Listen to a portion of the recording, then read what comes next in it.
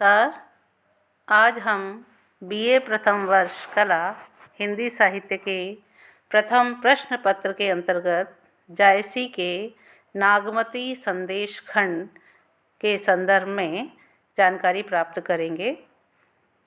हम अभी तक ये पढ़ चुके हैं कि नागमती के द्वारा जो पक्षी संदेश लेकर के सिंगल द्वीप जम्बू द्वीप पहुंचता है तो वहाँ पर उसके साथी अन्य पक्षी जो हैं वो उससे प्रश्न करते हैं कि तुम्हारा रंग काला कैसे पड़ गया है।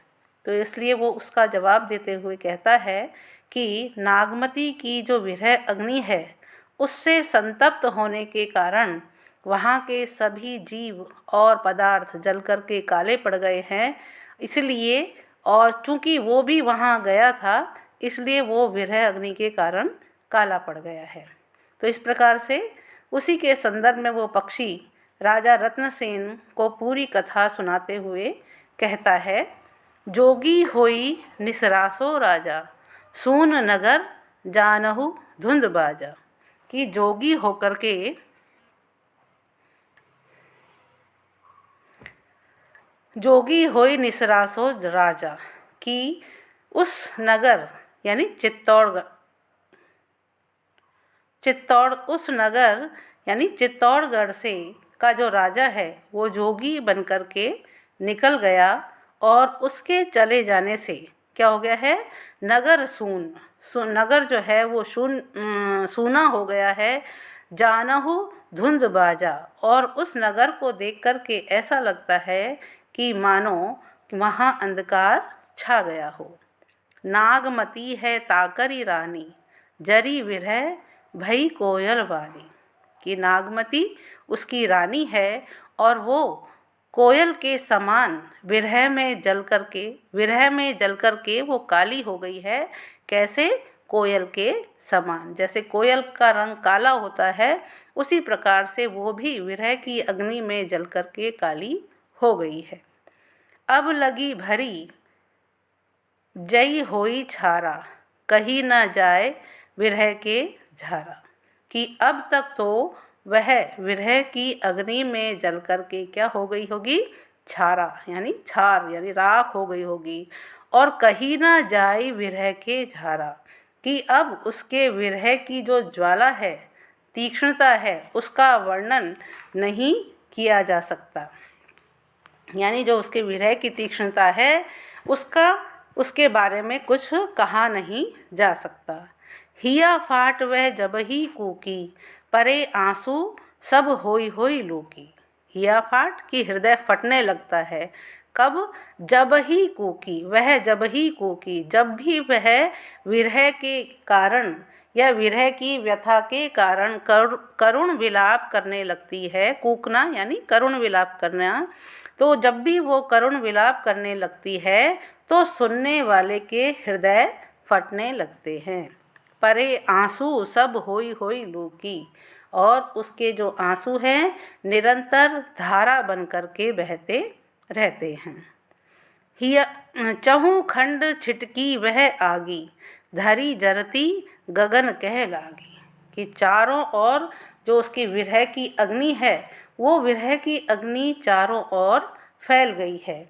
उसने पृथ्वी को ही नहीं जलाया अपितु वह गगन तक भी फैल गई है। धरी जरती गगन कह लागी। कि धरती तो जली है, साथ साथ गगन कह लागी, गगन तक भी, आकाश तक भी वो फैल गई है। विरह दवा को जरत बुझावा। कि जो विरह की अग्नि है, दावाग्नि है, उसको कौन बुझा सकता है। जे ही लागे सो सोहे भावा। कि जिसके वह लगती है वही उसका अनुभव कर सकता है। हों पुनि तहाँ सो दाड़े लागा तन भासाम जीव ले भागा। हों पुनि यानी कि मैं भी वहाँ पर गया था तो तहाँ सो दाड़े लागा, तो मैं उससे वहाँ पर जलने लग गया था। क्योंकि नागमती के पास मैं गया था तो वहाँ पर उसकी अग्नि से मैं भी जलने लगा। तन भासाम जीव ले भागी, और इसलिए मेरा जो तन है, शरीर है, वो काला पड़ गया है और किसी प्रकार से मैं अपने प्राणों को लेकर वहाँ से भाग आया। तन भासाम, शरीर जो है वो विरह की अग्नि के कारण काला पड़ गया है। जीव लेई भागी, अपने जीव को लेकर, प्राणों को लेकर के मैं वहाँ से भाग लिया। का तुम हसऊ गर्भ के, करहु समुद्र में केली, मति ओही विरहा बस परे, दहे अग्नि जो मेली। कि का तुम हसऊ गर्भ की, कि वो पक्षी कहता है कि तुम किस बात का गर्व करते हो और हंसते हो। करहु समुद्र में केली, कि तुम लोग जो अन्य पक्षी हैं उनको वो पक्षी संबोधित करते हुए कह रहा है कि तुम तो समुद्र के पानी में केली कर रहे हो, क्रीड़ा कर रहे हो, तो तुम किस बात पर गर्व करके हंस रहे हो। मति ओही विरह बस परे, दह अग्नि जो मेली। कि मति ओही यानी कि ईश्वर ना करे कि तुम्हें भी विरह की अग्नि में विरह बस पड़े, कि तुम्हें भी विरह के बस में पड़ना पड़े या विरह की अग्नि में जलना पड़े। दहे अग्नि जो मेली, क्योंकि यह विरह की जो अग्नि है वो शरीर में आग लगा देती है। तात्पर्य यह है कि समुद्र में जो जल क्रीड़ा करने वाले पक्षी हैं उनको अग्नि की जलन का अनुभव नहीं होता है, इसलिए वे विरह की अग्नि से संतप्त लोगों का उपहास करके अपना गर्व व्यक्त करते हैं।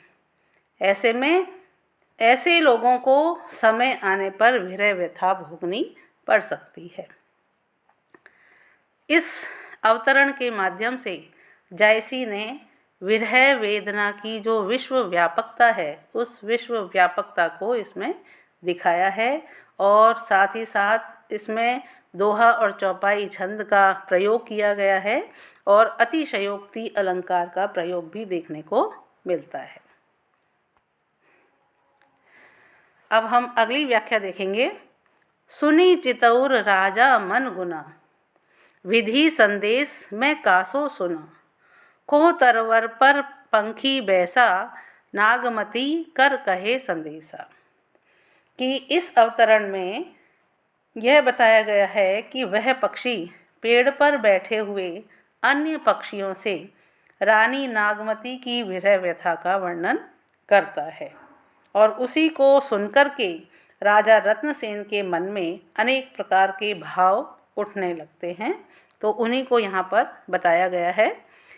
सुनी चितउर राजा मन गुना, कि कवि जो पक्षी है उस पक्षी के मुख से चितउर यानी चित्तौड़ की बात को सुन करके राजा यानी रत्नसेन मन गुना, मन में विचार करने लगा। विधि संदेश में कासो सुना, यानी कि यह जो संदेश है मैं किस विधि से सुन रहा हूँ। सुनी चितौर राजा मन गुना, कि पक्षी की बातों को जब राजा रत्नसेन सुनता है तो वह मन में विचार करता है कि विधि संदेश में कासो सुना, विधि यानी विधाता ने, कि ये क्या चमत्कार है कि मैं किस विधि से वो पक्षी की बातों को सुन रहा हूँ। को तरवर पर पंखी बैसा, नागमती कर कहे संदेशा, कि इस पेड़ पर पक्षी के वेश में कौन है जो कि नागमती का संदेश कह रहा है। को तू मीत मन चित बसेरू, देव की दानव पवन बखेरू। कि राजा जो है वो पक्षी को संबोधित करते हुए कहता है कि हे मित्र, मन चित बसेरू, मन में चित्त में निवास करने वाले तुम कौन हो, तुम कौन हो, हे मित्र तुम कौन हो। देव की दानव, क्या तुम देव हो, क्या तुम दानव हो। पवन बखेरू, और वायु में विचरण करने वाले हो, क्या तुम हवा में विचरण करने वाले हो, तुम कौन हो। विरह ब्रह्मा विष्णु वाचा है तो ही, सो निज बात कहे तू मोही। कि ब्रह्मा और विष्णु के वचनों के समान हो तुम, यानी ब्रह्मा और विष्णु के जैसी वाणी है, यानी जो कि बहुत ही प्रिय है, हितकारी होती है, ऐसे ही तुम्हारी वाणी मुझे लग रही है। जो तुम मुझसे मेरी बात कह रहे हो, ऐसे प्रिय वाणी कहने वाले तुम कौन हो? कहा सो नागमती तै देखी, कहे सी विरह जस मन ही विसेखी। कहा सो नागमती तै देखी, कि तुमने नागमती को कहाँ देखा है? तुमने उसकी विरह व्यथा का इतना मन को स्पर्श करने वाला या हृदय स्पर्शी वर्णन सच्चे मन से किया है, तो ऐसे तुम कौन हो? कहाँ सो नागमती तै देखी, कि तुमने नागमती को कहाँ देखा है? कहे सी विरह जस मन ही विसेखी, कि तुमने उसकी विरह व्यथा का इतना मन को स्पर्श करने वाला यह वर्णन सच्चे मन से किया है। हो सोई राजा भा जोगी, कि मैं वही राजा हूँ जो कि जोगी हो गया था, जेही कारण वह ऐसी भी होगी। उसी के कारण से रानी नागमती इस तरह वियोगिनी के रूप में जीवित है या वियोगिनी बनी हुई है।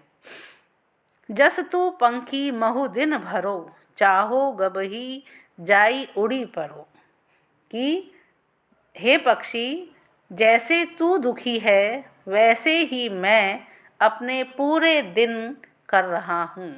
यानी चाहो गबही जाई उड़ी परो, कि मैं चाहता हूँ कि वह दिन आए जब मैं उड़ कर के वहाँ जा सकूँ। पंखी आँखी तेही मारग, लागी सदा रहाई, कोई न संदेशी आवही, तेई का संदेश कहाई। हे पक्षी, आँखी तेही मार्ग, आँखें जो है उसी मार्ग पर लगी रहती है।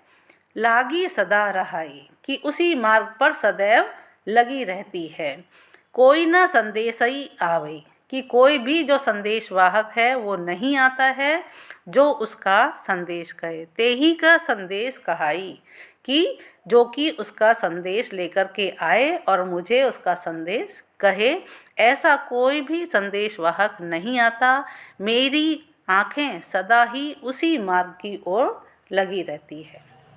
तो इस प्रकार से जायसी ने इस अवतरण के माध्यम से राजा रत्नसेन के जो मनोभाव हैं उनका सुंदर वर्णन किया है और साथ ही यह भी बताया है कि राजा रत्नसेन पक्षियों की भाषा को जानने वाले थे या उसके ज्ञाता थे। इस अवतरण में हमें उपमा अलंकार और अनुप्रास अलंकार देखने को मिलता है और दोहा और चौपाई छंद तो इसमें विद्यमान है ही। आज के व्याख्यान में इतना ही। धन्यवाद।